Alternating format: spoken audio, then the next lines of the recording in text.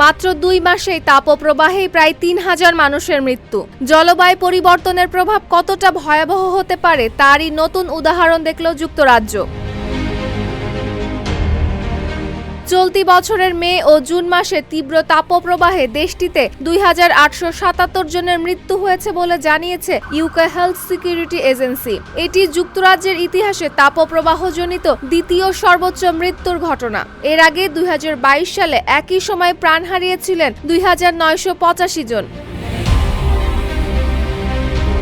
সাধারণত এপ্রিল ও মে মাসে যুক্তরাজ্যে বসন্তকাল থাকলেও এবার মে মাস জুড়েই দেশটিতে অস্বাভাবিক তাপপ্রবাহ বয়ে যায়। অনেক এলাকায় তাপমাত্রা 35 ডিগ্রি সেলসিয়াস ছাড়িয়ে যাওয়ায় গরমজনিত সতর্কতা জারি করে আবহাওয়া বিভাগ। স্বাস্থ্য কর্মকর্তাদের তথ্য অনুযায়ী মারা যাওয়া ব্যক্তিদের বেশিরভাগই ছিলেন বয়স্ক এবং বিভিন্ন দীর্ঘমেয়াদী শারীরিক সমস্যায় ভুগছিলেন।